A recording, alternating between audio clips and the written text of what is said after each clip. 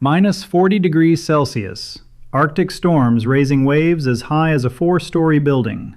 And water so cold that a man overboard has no more than 5 minutes before dying of hypothermia.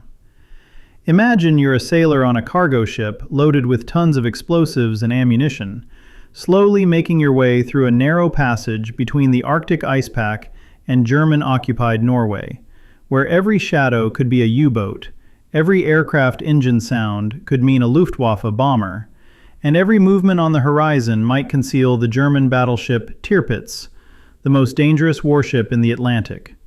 This was the Murmansk run, the route Winston Churchill called the worst journey in the world, a sea lane where the percentage of ship losses was higher than on any other Allied convoy route throughout World War II. From August 1941 to May 1945, 78 convoys passed through Arctic hell, delivering vital war supplies to the Soviet Union, which was holding more than 2/3 of Nazi Germany's entire war machine on the Eastern Front. Approximately 1,400 merchant ships participated in this operation, escorted by warships of Britain's Royal Navy, the U.S. Navy, and the Royal Canadian Navy. Over these 4 years, 85 merchant vessels and 16 British warships were lost in Arctic waters. More than 3,000 Allied sailors died, frozen in the water, drowned on torpedoed ships, burned in bombardments, or simply vanished in Arctic storms without a trace. Among these thousands of sailors risking their lives on the war's most dangerous route were thousands of African Americans working on American merchant ships, where racial segregation, though present, was less rigid than in naval forces. They loaded tanks and aircraft in American ports, crossed the Atlantic in convoys, went through Arctic hell to Murmansk and Arkhangelsk, unloaded cargo under German bombardment, and returned through the same dangerous waters, often receiving no recognition for their heroism. The story of the Murmansk run is about courage and survival in unimaginably harsh conditions, about the political necessity of supporting the Soviet Union against a common enemy, even at the cost of thousands of lives, and about thousands of forgotten sailors whose skin color determined whether they received recognition for their service. This is a story about how war created opportunities for African American sailors to prove their bravery, but post-war America still denied them equality and respect. Among them was Hugh Molzac, the first African American captain of a U.S. merchant ship, who waited 22 years to finally receive command of a vessel, then made 22 voyages through dangerous waters, delivering troops and cargo for victory. Among them were unnamed sailors and stokers on SS Stephen Hopkins, the only American merchant ship to single-handedly sink a German warship, fighting to the last shell against a superior opponent. June 22, 1941. Nazi Germany violated its non-aggression pact with the Soviet Union and launched Operation Barbarossa, the largest military invasion in human history, when 3.5 million Wehrmacht soldiers, thousands of tanks and aircraft poured across the Soviet border on an 1,800-mile front. Joseph Stalin, the Soviet leader, was caught off guard by this invasion, having believed that the Molotov-Ribbentrop Pact, signed in 1939, would ensure peace with Germany for at least the next few years. In the first weeks of invasion, German forces advanced at terrifying speed, seizing vast territories, encircling and destroying entire Soviet armies, killing and capturing hundreds of thousands of soldiers. It seemed the Soviet Union was on the verge of total military collapse, and the capture of Moscow by German forces was only a matter of time, perhaps a few weeks or months at most. British Prime Minister Winston Churchill understood that the fall of the Soviet Union would be catastrophic for Britain, which at that moment was practically alone in fighting Nazi Germany in Western Europe. If the Germans won on the Eastern Front and gained control of the USSR's vast resources, they could turn their entire military might against the British Isles, and Britain's chances of survival would become minimal. Despite his lifelong antipathy to Bolshevism and communism, Churchill made a pragmatic choice. The enemy of my enemy is my friend, and the Soviet Union fighting Germany must receive all possible help from Britain. In a radio address on the day of the German invasion, Churchill declared, "We shall give whatever help we can to Russia and the Russian people." And this promise required immediate, concrete action. Stalin desperately needed not words of support, but real tanks, aircraft, trucks, ammunition, fuel, and raw materials that could compensate for the enormous losses of Soviet industry in captured territories.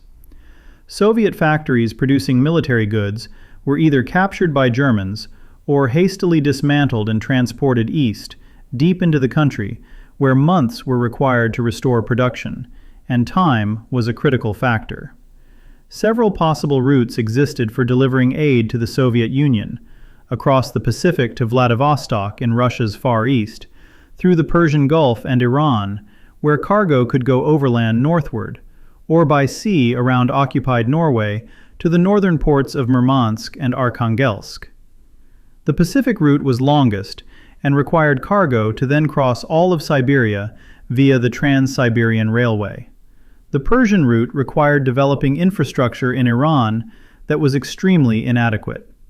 The shortest, fastest, and most direct route was the Arctic path to Murmansk and Arkhangelsk, two ports in northern Russia that had rail connections to the country's central regions and could receive large vessels. Murmansk remained ice-free year-round, thanks to the warm Gulf Stream current, while Arkhangelsk was accessible only in summer months when ice melted. But both ports were vital for supplying the Red Army. However, the Arctic route was also the most dangerous of all possible paths, since convoys had to pass through a narrow corridor between the Arctic ice pack to the north and German-occupied Norway to the south. The Germans controlled the Norwegian coast with numerous naval bases, airfields, and submarines patrolling these waters, turning each voyage into a deadly undertaking. August 18, 1941, just 2 months after the German invasion began, the first convoy, codenamed Dervish, left Liverpool, England, consisting of 7 merchant ships loaded with military materiel, hurricane fighters, tanks, raw materials, and ammunition. The convoy was escorted by Royal Navy destroyers, minesweepers, and anti-submarine trawlers providing protection from German attacks. August 31, 1941, the convoy safely arrived in Arkhangelsk, delivering its precious cargo to Soviet forces, and this successful completion of the first voyage proved the Arctic route was viable despite all dangers. From September 1941, convoys became regular and received a system of code names: P, Q, for convoys going from Iceland to Russia, and Q, P, for convoys returning, later changed to J, W, to Russia, and R, A, return, from December 1942. By the end of 1941, the United States entered the war after the Pearl Harbor attack, and President Franklin Roosevelt expanded the Lend-Lease program, through which the U.S. supplied arms to allies, to include massive deliveries to the Soviet Union. American merchant ships began joining convoys, delivering enormous quantities of military materiel: Sherman tanks, Airacobra fighters, Studebaker trucks, locomotives, rails, telephone cable, food, fuel, and thousands of other cargo items. It was on these American merchant ships that thousands of African American sailors served, working in various positions, from stokers and seamen to radio operators and bosuns, and in rare cases, even as officers. The American merchant marine was less segregated than naval forces, where black sailors were mostly limited to steward and cook positions, while on merchant ships, African Americans could work alongside white colleagues in most positions. This didn't mean absence of racism. Discrimination existed everywhere. Many ports in the American South refused to service ships with black crew members. Merchant ship captains were almost always white, and African American sailors often received lower pay for the same work. But the merchant marine needed men so desperately, especially for the most dangerous Arctic voyages, that racial barriers here were lower than in other parts of the military machine. The Murmansk run became a testing ground not only for the courage and endurance of sailors of all races, but also proof that integrated crews could work effectively together, even in the most extreme wartime conditions. But recognition of this fact would come only decades later, when most heroes of this route were already dead. The Arctic Ocean in the convoy route area was one of the most hostile places on the planet for human activity, where nature itself presented as great a threat as German submarines, bombers, and warships. Air temperature in winter regularly dropped to -40°C, and the most severe Arctic storms raised waves up to 25 meters high, capable of capsizing ships or breaking them in half. Seawater in the Arctic was so cold that a person who fell overboard lost consciousness from cold shock within a minute and died from hypothermia on average within 5 minutes, making rescue of drowning sailors practically impossible, even with quick crew reaction. Strict orders forbade convoys from stopping to rescue people in the water, since a stopped vessel became an easy target for German submarines, and this cruel order meant comrades had to watch their friends die in icy water, powerless to help. Ocean spray raised by waves and wind instantly froze on decks, superstructures, guns, and rigging, creating a thick layer of ice that added hundreds of tons of weight to the upper parts of the ship. This ice made the vessel unstable and could lead to capsizing if not constantly chipped away, and sailors had to work around the clock with axes, crowbars, and steam hoses, removing ice in conditions of Arctic cold and rolling seas. De-icing work was one of the most dangerous tasks on ship. Slippery iced decks, heavy rolling, risk of being swept overboard by waves, frostbite of hands and face, and constant fatigue from round-the-clock work in extreme conditions. Many sailors suffered frostbite, lost fingers and toes. Some were swept overboard while working on open decks, and each day in the Arctic was a test of survival. In winter, when daylight in polar latitudes shortened to a few hours or disappeared completely, convoys traveled in constant darkness, lit only by aurora borealis and rare explosion flashes, which made navigation difficult and made visual detection of approaching submarines impossible. In summer, the situation was opposite. Polar day meant round-the-clock light from late May to late July, depriving convoys of darkness's advantage and making them visible to German reconnaissance aircraft and submarines 24 hours a day. Navigation in Arctic waters was extremely complex due to magnetic anomalies affecting compasses, constantly changing position of ice pack that could suddenly block the convoy's path, poor visibility in blizzards and fogs, and absence of reliable charts for this region. Merchant ship captains had to rely on skill and intuition, maintaining convoy formation in conditions where visibility sometimes dropped to a few dozen meters. The ships themselves suffered from Arctic conditions.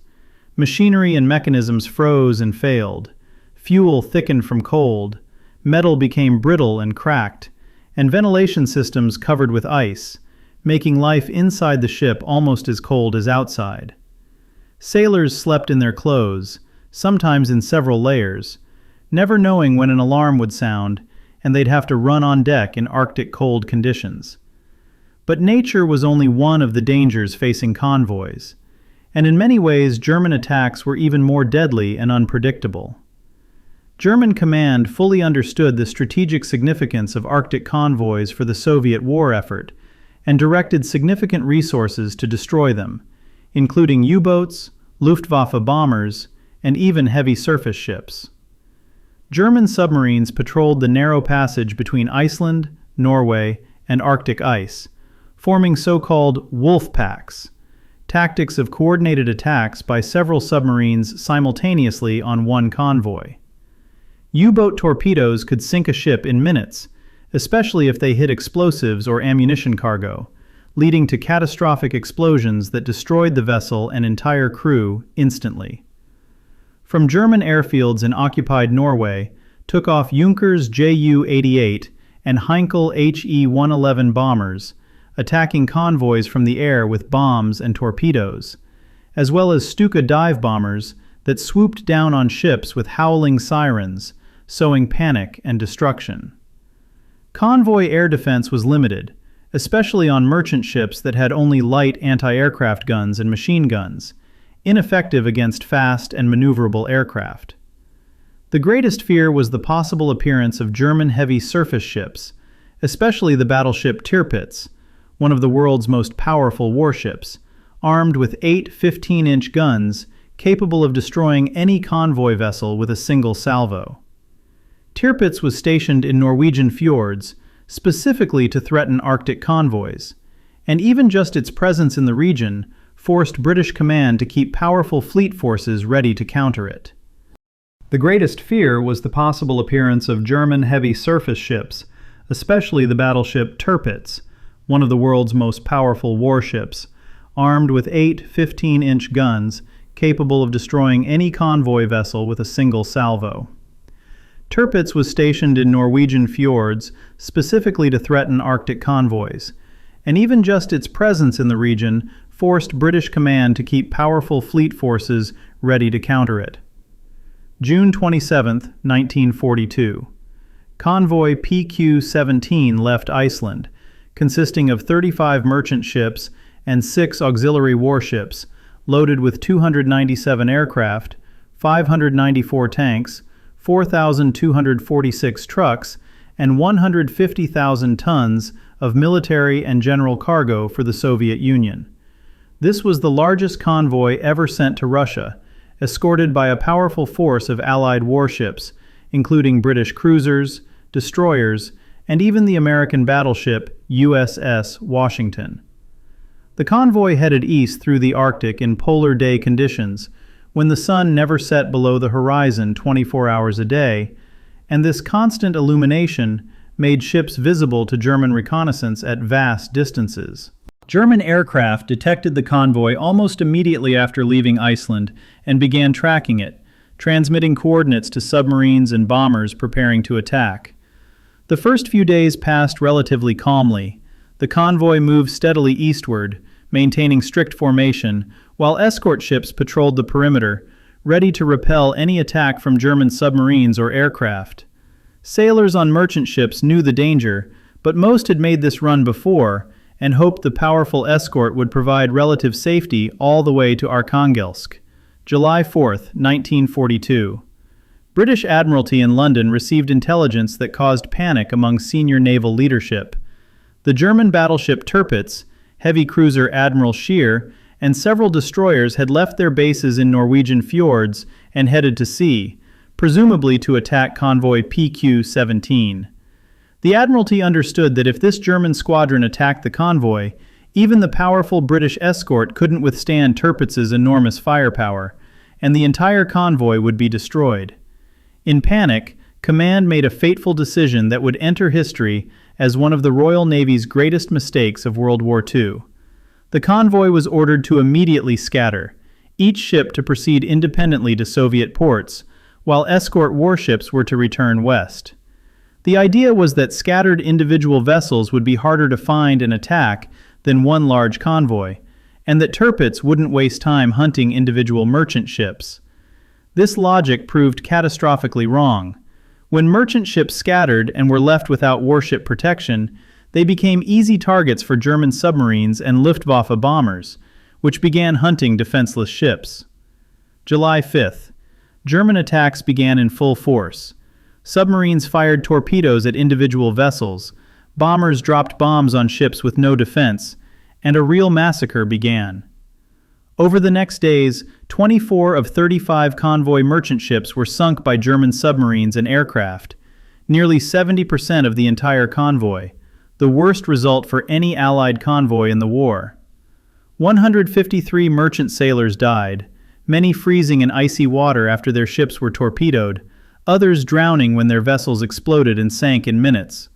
Among the crews of sunken ships were many African American sailors working as stokers, seamen, and in other positions, and they died just like their white comrades, in cold Arctic water, on burning decks, in ammunition explosions.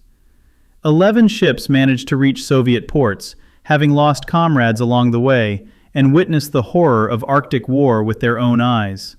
The irony was that the German battleship Tirpitz never attacked the convoy. German command recalled the squadron back to base due to fears of British submarine attacks, and the convoy scatter order was given in vain. Had the convoy remained together with escort, losses would have been significantly less. But the decision was already made, and 24 ships with their crews and precious cargoes lay on the bottom of the Barents Sea. The PQ-17 disaster caused serious criticism of British Admiralty actions, and Arctic convoys were temporarily suspended for several summer months in 1942 to wait until Polar Day gave way to shorter days and longer autumn nights. Stalin was furious about the suspension of deliveries and demanded convoy resumption, but the British insisted that sending convoys in round-the-clock daylight conditions was suicide. In July and August 1942, to partially compensate for PQ-17 losses and the regular convoy suspension, the Allies organized several special missions using warships to deliver the most critically important cargo to Murmansk and Arkhangelsk. These runs were safer thanks to powerful armament and speed of warships, but they could deliver only a small fraction of the cargo volume required by the Soviet Union. When convoys resumed in September 1942, with convoy PQ-18, they received significantly enhanced protection, including escort carriers providing air cover, more numerous destroyers and corvettes, and improved coordination between ships.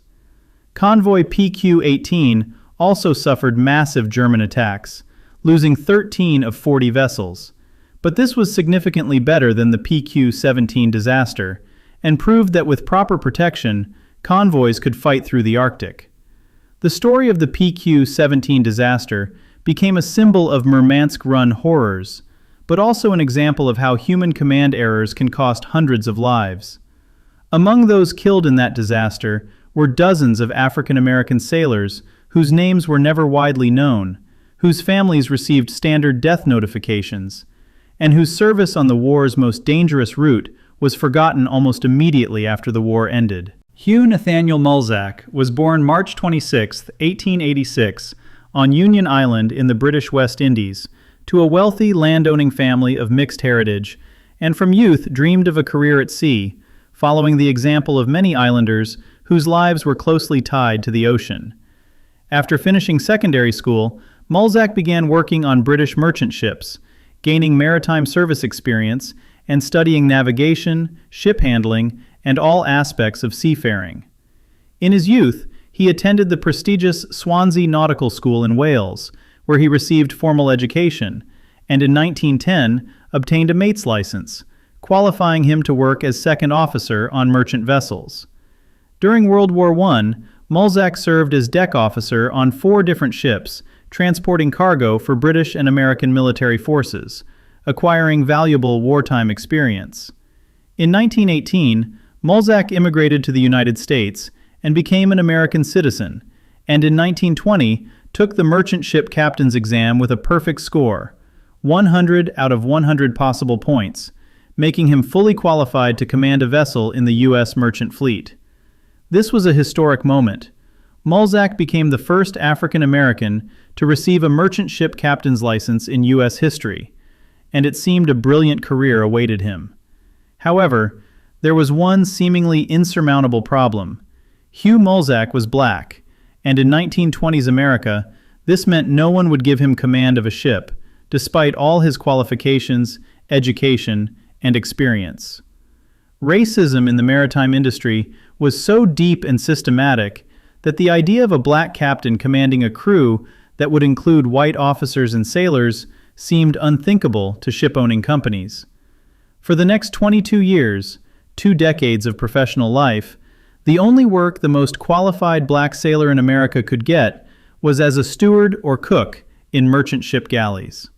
Molzac became the most overqualified ship's cook in navigation history, a man with a captain's license who made soups and washed dishes because his skin color mattered more than his abilities or knowledge.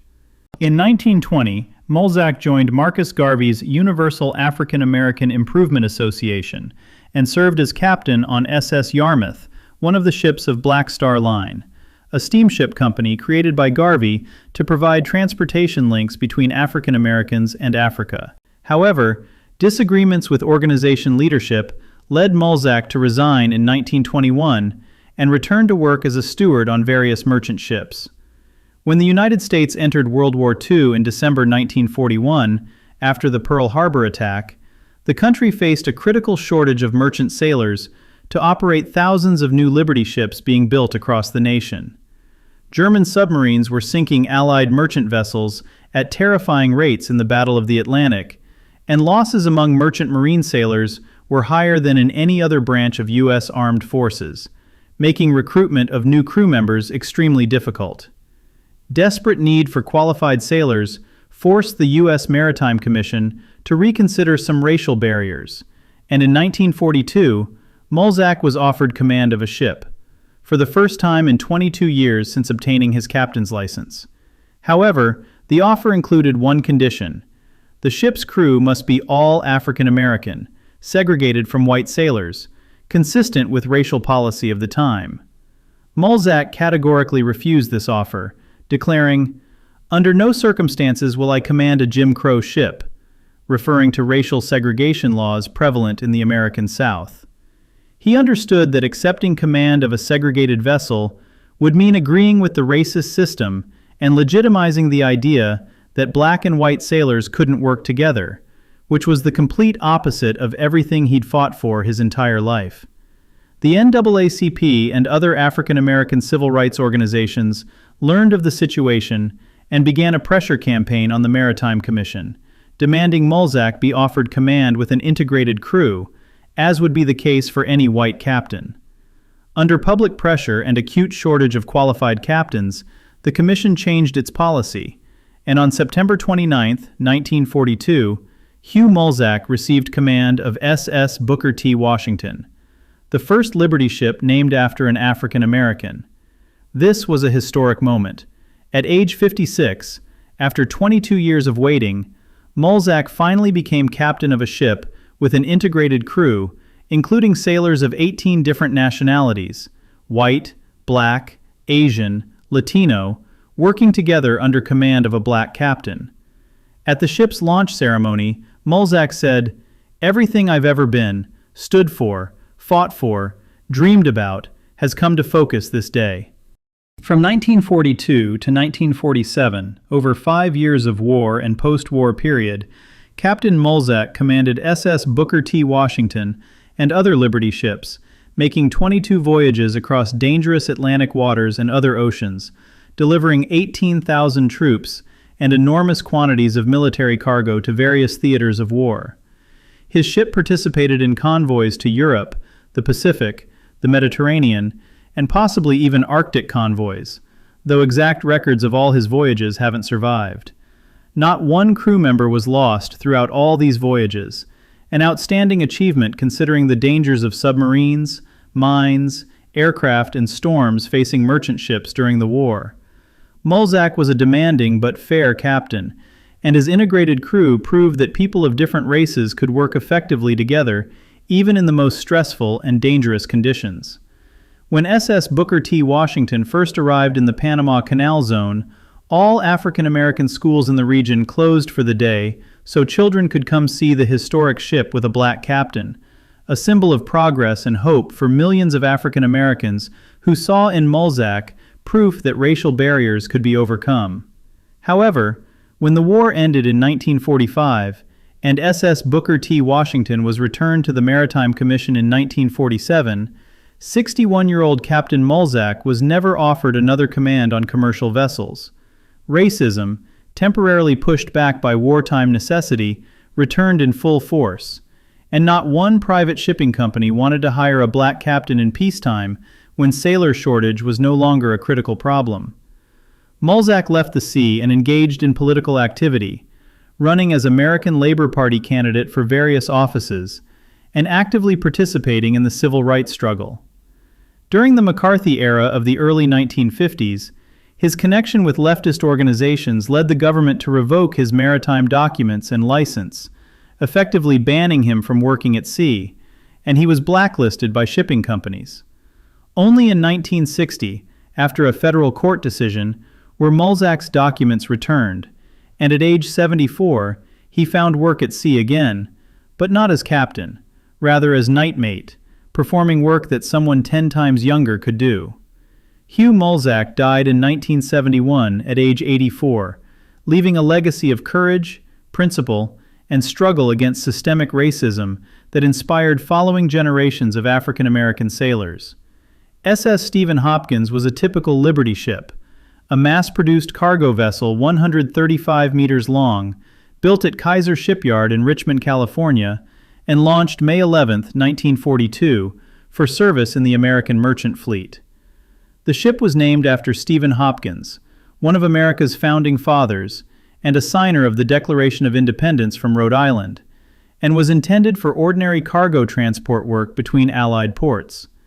Aboard SS Stephen Hopkins worked a crew of 41 merchant sailors under command of Captain Paul Buck, plus 15 Navy Armed Guard sailors under command of Ensign Kenneth Willett, whose task was operating the ship's limited armament.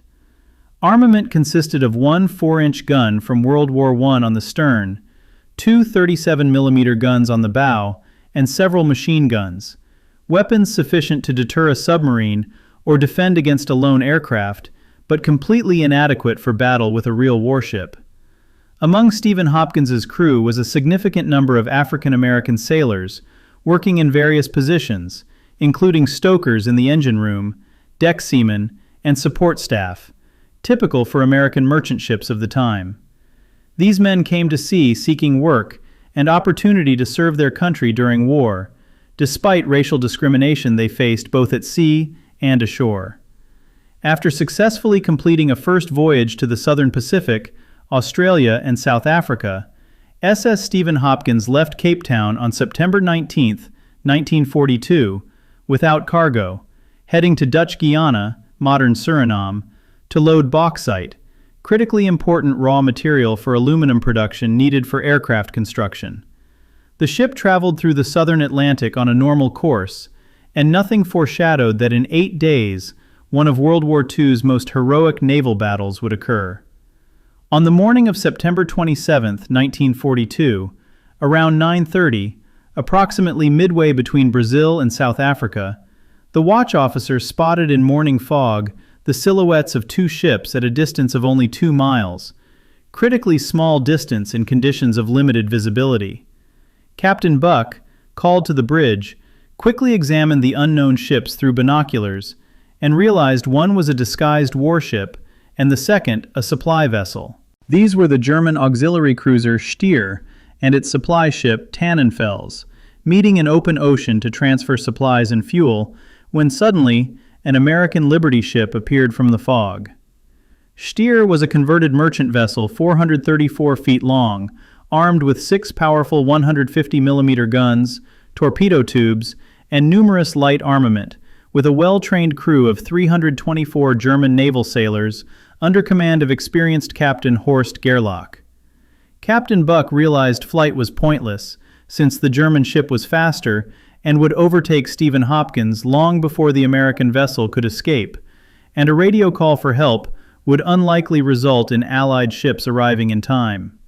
He faced a choice: raise the white flag and surrender without a fight, as many other merchant captains did when meeting German raiders, or accept battle against superior opponent, knowing chances of victory or even survival were minimal. Captain Buck didn't hesitate.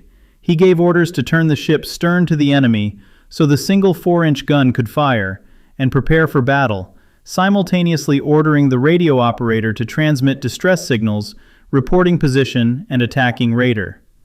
The German raider raised the swastika, dropped camouflage panels hiding guns, and ordered the American to stop and surrender. But Stephen Hopkins responded with refusal and opened fire with all available armament. What happened next was one of World War II's most unequal and heroic naval battles.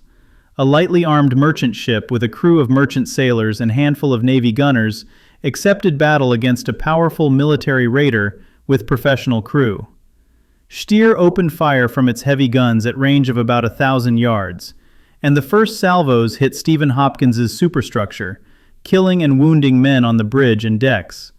Ensign Willett, armed guard commander, was seriously wounded by shrapnel in the stomach by one of the first shells, but he refused to leave his battle station and, pressing his hand to the wound, continued commanding the 4-inch gun crew on the stern.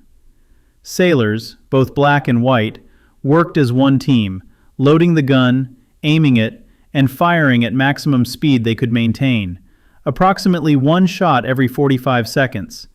Incredibly, Stephen Hopkins' crew's shooting was surprisingly accurate. The very first shell from the 4-inch gun hit Steer's steering gear, jamming the rudder in starboard position and depriving the German ship of maneuverability. Subsequent hits damaged the Raider's engine room, severed fuel feed to engines, knocked out one of the main guns, and damaged bridge and radio room, creating chaos on the German ship. Steer's heavy shells continued pounding the American ship with devastating force. One shell pierced the thin steel hull and exploded in the engine room, instantly killing most stokers and engineers, many of whom were African Americans, when the explosion ruptured steam pipes and boilers. The whistle of escaping steam and screams of dying men were heard throughout the ship, but those remaining above continued the fight. First Mate Richard Muchkowski, despite wounds, continued directing crew actions on deck, shouting course corrections to the captain on the bridge to keep the ship's stern aimed at the enemy and allow the gun to continue firing. When almost all machine gun and light gun crews were killed or wounded, volunteers from merchant sailors took their places and continued firing at German ships. Cadet Edwin Joseph O'Hara from the Maritime Academy, doing practical training on Stephen Hopkins, ran to the stern gun when he saw that wounded Ensign Willett could no longer lift heavy shells into the gun breech. Together they managed to fire 5 more shells before the ammunition locker under the gun exploded from a German shell hit, raising a pillar of flame and smoke and mortally wounding both. About an hour after battle began, Stephen Hopkins, burning from bow to stern with a pierced hull and stopped engines, began settling by the stern, and at 10:30 in the morning, the ship disappeared underwater, taking with it 37 crew members including Captain Buck, First Mate Muchkowski, Ensign Willett, and Cadet O'Hara. The American flag was still flying from the gaff when the stern went under, and 19 surviving crew members found themselves in one lifeboat in the middle of the Atlantic. But Stephen Hopkins didn't die in vain. German raider Steer received such serious damage from accurate American shooting that it couldn't continue sailing, and less than 2 hours after Stephen Hopkins's death, the German crew was forced to scuttle their own ship, having first transferred the crew to Tannenfels. In his official report, German Captain Gerlach wrote that he fought a heavily armed cruiser, unwilling to admit his powerful raider was disabled by an ordinary merchant ship. SS Stephen Hopkins became the only American merchant ship in all of World War II to single-handedly sink a German surface warship, demonstrating incredible courage and determination of ordinary merchant fleet sailors fighting to the last against superior opponent. The 19 survivors in the lifeboat spent 31 days drifting in the ocean, with minimal supplies of water and food, and only 15 lived to be rescued when picked up by a vessel off Brazil's coast. Captain Buck and Cadet O'Hara were posthumously awarded the Merchant Marine Distinguished Service Medal. Ensign Willett received the Navy Cross, and several new Liberty ships and a destroyer were named in honor of the fallen heroes. But among the dead were African American sailors who fought and died as bravely as their white comrades, but whose names didn't make newspaper headlines, and whose families received only standard death notifications. From August 1941 to May 1945, over nearly 4 years, 78 convoys passed through the Arctic hell of the Murmansk Run, delivering to the Soviet Union more than 4 million tons of war cargo: tanks, aircraft, trucks, locomotives, ammunition, fuel, food, and thousands of other items necessary for waging war on the Eastern Front. These deliveries constituted about 20% of all armament and materiel used by the Soviet Union in the war against Nazi Germany, and played a critical role in the Red Army's survival and victory. The price of this success was terrible. 104 Allied merchant ships were sunk, along with 18 warships.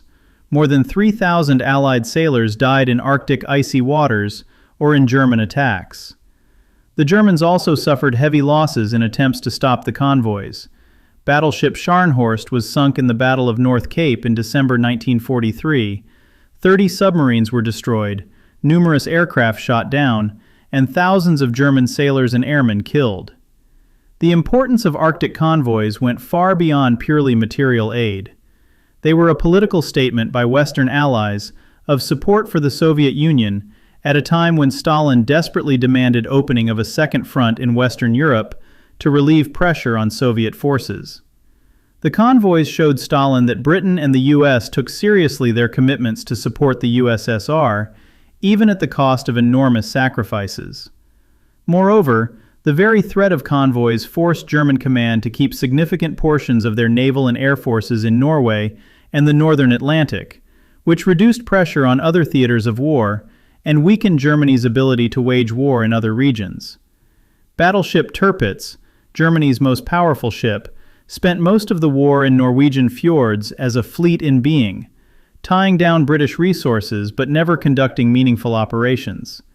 Among thousands of sailors who risked their lives on the Murmansk run were thousands of African Americans, whose contribution to victory remained virtually unnoticed in official war history and post-war celebrations. They loaded cargo in American ports, crossed the Atlantic in convoys, survived Arctic storms and German attacks, unloaded cargo in Murmansk and Arkhangelsk under bombing, and returned for the next voyage. After the war, most of these sailors returned to civilian life, facing the same racial discrimination that existed before the war, receiving virtually no recognition for their service on the war's most dangerous route. Hugh Molzac, the first African-American merchant captain, never received another command after the war, and died in obscurity in 1971, 20 years before his legacy began receiving proper recognition. Russia remembers the Arctic convoys better than Western countries. In Murmansk stands a monument to Allied sailors who died delivering cargo, and every year the Russian government conducts ceremonies in memory of the bravery of Allied sailors. In 2012, the British government finally established a special medal for Arctic convoy veterans, 67 years after the war ended, when most veterans were already dead. Russia also awarded surviving veterans its Ushakov Medal in recognition of their contribution to victory over fascism, and these awards often meant more to aging veterans than belated recognition from their own governments. Each year, a small group of surviving veterans, now almost all deceased, would meet to remember comrades who didn't return from the Arctic and tell stories about the war's worst journey.